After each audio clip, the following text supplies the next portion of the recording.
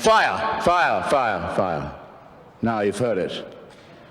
Not shouted in a crowded theatre, admittedly, as I realize I seem now to have shouted it in the Hogwarts dining room.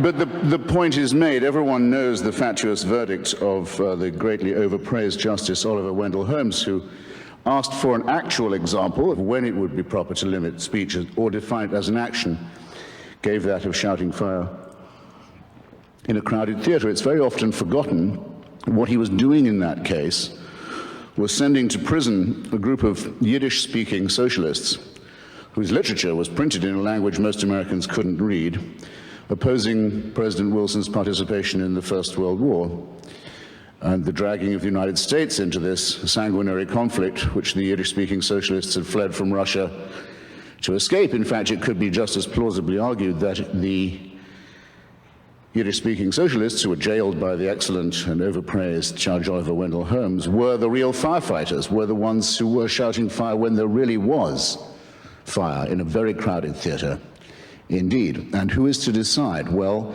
keep that question, if you would, ladies and gentlemen, brothers and sisters, I hope I may say comrades and friends, before your minds. I exempt myself from the Speaker's kind offer of protection that was so generously proffered at the opening of this evening. Anyone who wants to say anything abusive about or to me is quite free to do so, and welcome, in fact, at their own risk.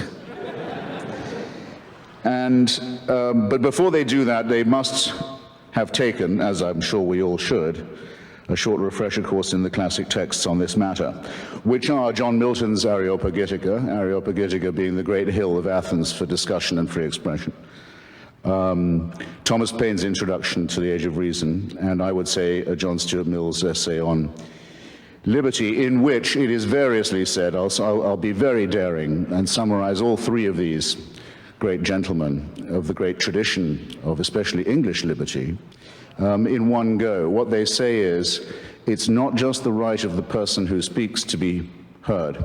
It is the right of everyone in the audience to listen and to hear.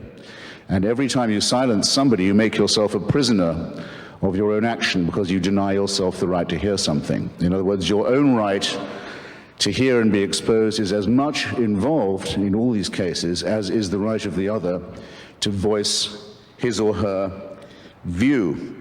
Indeed, as John Stuart Mill said, if all in society were agreed on the truth and beauty and value of one proposition, all except one person, it would be most important, in fact, it would become even more important, that that one heretic be heard, because we would still benefit from his perhaps outrageous or appalling view. In more modern times, this has been put, I think, best by a personal heroine of mine, Rosa Luxemburg, who said that the freedom of speech is meaningless unless it means the freedom of the person who thinks differently. My great friend John O'Sullivan, former editor of the National Review, and I think probably my most conservative and reactionary Catholic friend, once said, it's a tiny thought experiment, he says, if you hear the Pope saying he believes in God, you think, well, the Pope's doing his job again today. If you hear the Pope saying he's really begun to doubt the existence of God, you begin to think he might be onto something. Well, if everybody in North America is forced to attend at school training in sensitivity on Holocaust awareness and is taught to study the final solution, about which nothing was actually done by this country or North America or the United Kingdom while it was going on, but let's say as if in compensation for that, everyone's made to swallow an official and unalterable story of it now, and it's taught as the great moral exemplar, the moral equivalent of the morally lacking elements of the Second World War, the way of stilling our uneasy conscience about that combat. If that's the case with everybody, as it more or less is, and one person gets up and says, you know about this Holocaust, I'm not sure it even happened. In fact, I'm pretty certain it didn't. Indeed, I begin to wonder if the only thing is that the Jews brought a little bit of violence on themselves. That person doesn't just have a right to speak. That person's right to speak must be given extra protection, because what he has to say must have taken him some effort to come up with. might contain a grain of historical truth, might in any case give people to think about why do they know what they already think they know? How do I know that I know this, except that I've always been taught this and never heard anything else?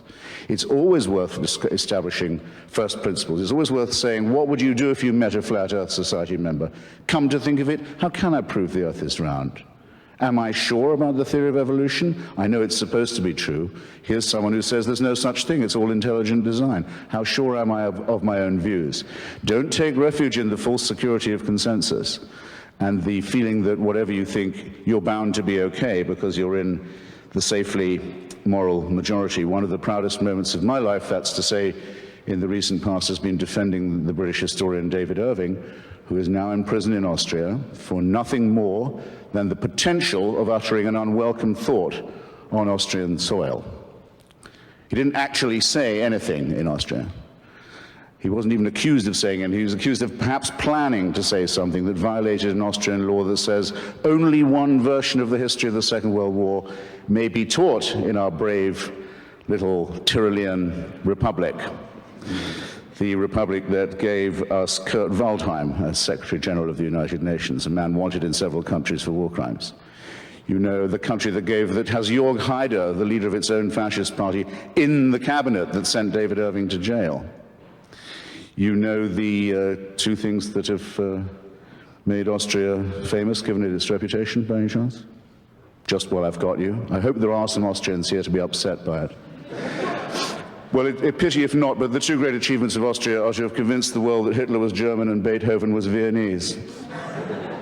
Now to this proud record they can add, they have the courage finally to face their past and lock up a British historian who's committed no crime except that of thought and writing.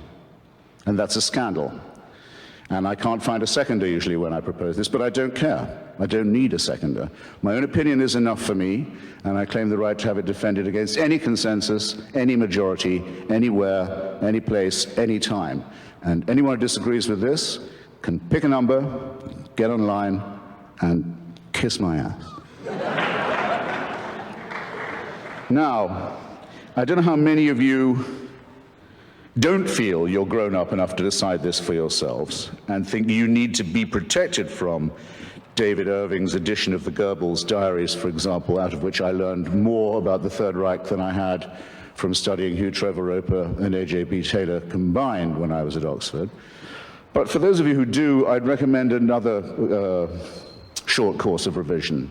Go again and see not just the film and the play, but read the text of Robert Bolt's wonderful play, Man for All Seasons. Some of you must have seen it, where Sir Thomas More decides that he would rather die than lie or betray his faith. And at one moment, More is arguing with a particularly vicious witch-hunting prosecutor, a servant of the king and a hungry and ambitious man. And More says to this man, you'd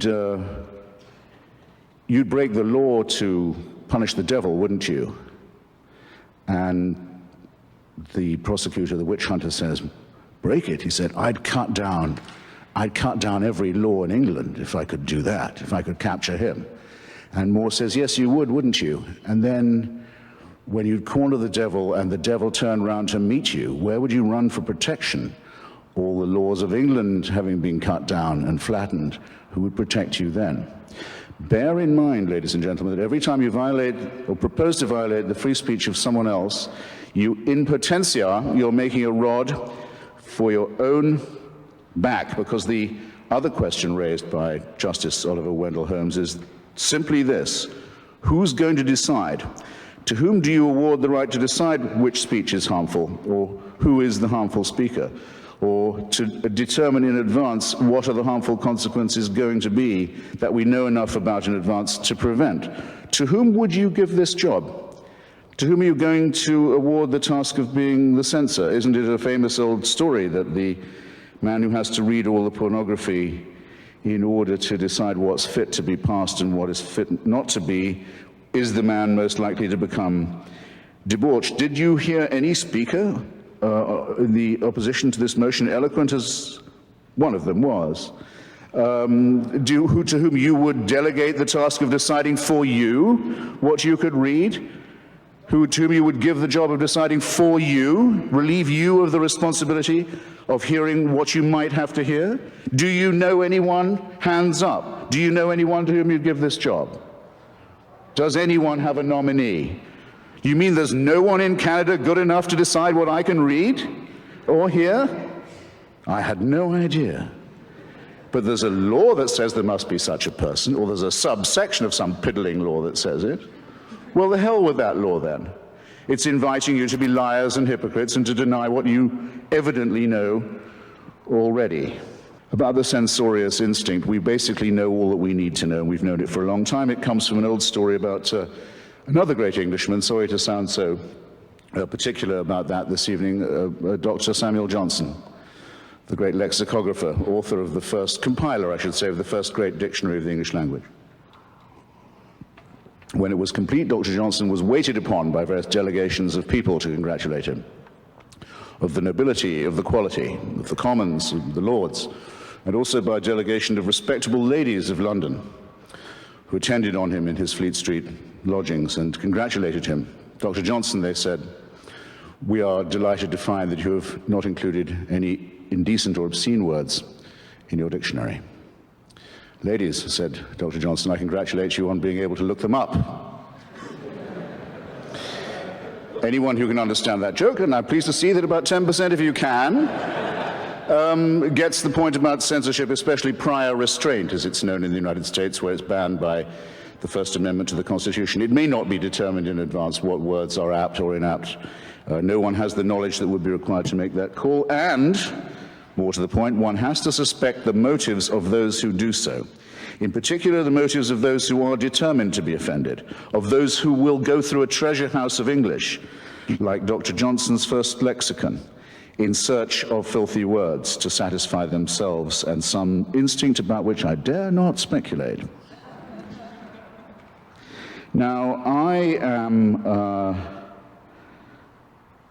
absolutely convinced that the main source of hatred in the world is religion and organized religion. Absolutely convinced of it. And I'm glad that you applaud, because it's a very great problem for those who oppose this motion, isn't it? How are they going to ban religion? How are they going to stop the expression of religious loathing, hatred, and bigotry? I speak as someone who's a fairly regular target of this, and not just in rhetorical form. I have been the target of many death threats. I know within a short distance of where I'm currently living in Washington, I can name 2 or 3 people whose names you'd probably know who can't go anywhere now without a security detail because of the criticisms they've made of one monotheism in particular. And this is in the capital city of the United States. So I know what I'm talking about, and I also have to notice that the sort of people who ring me up and say they know where my children go to school, and they certainly know what my home number is and where I live, and what they're going to do to them and to my wife and to me, and who I have to take seriously because they have done it to people I know, are just the people who are going to seek the protection of the hate speech law if I say what I think about their religion, which I'm now going to do. Because I don't have any what you might call ethnic bias. I've no grudge of that sort. I can rub along with pretty much anyone of any, as it were, origin or sexual orientation or language group, except people from Yorkshire, of course, who are completely untakeable. And I'm beginning to resent the confusion that's being imposed on us now, and there was some of it this evening, between religious belief, blasphemy, ethnicity, profanity, and what one might call multicultural etiquette. It's quite common now for people to use the expression, for example, anti-Islamic racism, as if an attack on a religion was an attack on an ethnic group. The word Islamophobia, in fact, is beginning to acquire the opprobrium of that was once reserved for racial prejudice. This is a subtle and very nasty insinuation that needs to be met head on. Who said, what if Falwell says he hates fags? What if people act upon that? The Bible says you have to hate fags. If Falwell says he's saying it because the Bible says so, he's right. Yes, it might make people go out and use violence. What are you going to do about that? You're up against a group of people who will say, you put your hands on our Bible or we'll call the hate speech police. Now, what are you going to do when you've dug that trap for yourself? Somebody said that anti-Semitism and Kristallnacht in Germany was the result of 10 years of Jew baiting. 10 years? You must be joking. It's the result of 2,000 years of Christianity, based on one verse of one chapter of St. John's Gospel, which led to a pogrom after every Easter sermon every year for hundreds of years, because it claims that the Jews demanded the blood of Christ be on the heads of themselves and all their children to the remotest generation. That's the warrant and license for, and incitement to, anti-Jewish pogroms. What are you going to do about that? Where's your piddling subsection now? Does it say St. John's Gospel must be censored? Do I, who've read Freud and know what the future of an illusion really is, and know that religious belief is ineradicable as long as we remain a stupid, poorly evolved mammalian species, think that some Canadian law is going to solve this problem? Please. No, our problem is this: our prefrontal lobes are too small, and our adrenaline glands are too big, and our thumb finger opposition isn't all that it might be. And we're afraid of the dark, and we're afraid to die, and we believe in the truths of holy books that are so stupid and so fabricated that a child can, and all children do, but as you can tell by their questions, actually see through them. And I think it should be, religion, treated with ridicule and hatred and contempt. And I claim that right. Now, let's not dance around. Not all monotheisms are exactly the same at the moment. They're all based on the same illusion. They're all plagiarisms of each other. But there's one in particular that at the moment is posing a serious menace, not just to freedom of speech and freedom of expression, but to quite a lot of other freedoms too. And this is the religion that exhibits the horrible trio of self-hatred, self-righteousness, and self-pity. I'm talking about militant Islam. Globally, it's a gigantic power. Globally, it's a gigantic power. It controls an enormous amount of oil wealth, several large countries and states. With an enormous fortune, it's pumping the ideology of Wahhabism and Salafism around the world, poisoning societies where it goes, ruining the minds of children, stultifying the young in its madrasas, training people in violence, making a cult of death and suicide and murder. That's what it does globally. It's quite strong. In our societies, it poses as a cringing minority whose faith you might offend, which deserves all the protection that a small and vulnerable group might need. Now, it makes quite large claims for itself, doesn't it? It says it's the final revelation. It says that God spoke to one illiterate businessman in the Arabian Peninsula 3 times through an archangel, and that the resulting material, which, as you can see when you read it, is largely plagiarized from the Old and the New Testament, almost all of it actually plagiarized ineptly from the Old and New Testament, is to be accepted as a divine revelation and as the final and unalterable one, and that those who do not accept this revelation are fit to be treated as cattle, infidels, potential chattel, slaves, and victims. Well, I tell you what, I don't think Muhammad ever heard those voices. I don't believe it. And the likelihood that I'm right, as opposed to the likelihood that a shepherd who couldn't, a businessman who couldn't read, had bits of the Old and New Testament redictated to him by an archangel, I think puts me much more near the position of being objectively correct. But who is the one under threat? The person who promulgates this and says, I'd better listen because if I don't, I'm in danger? Or me, who says, no, I think this is so silly you could even publish a cartoon about it? And up go the placards, and up go the yells and the howls and the screams. Behead those. This is in London. This is in Toronto. This is in New York. It's right in our midst now. Behead those who cartoon Islam. Do they get arrested for hate speech? No. Might I get in trouble for saying what I've just said about the Prophet Muhammad? Yes, I might. Where are your priorities, ladies and gentlemen? You're giving away what's most precious in your own society, and you're giving it away without a fight, and you're even praising the people who want to deny you the right to resist it. Shame on you while you do this. Make the best use of the time you've got left. This is really serious. Now, if you look anywhere you like, because we've had invocations of a rather drivelling and sickly kind tonight of our sympathy. What about the poor fags? What about the poor Jews, the wretched women who can't take the abuse, and the slaves and their descendants, and the tribes who didn't make it and were told that their land was forfeit?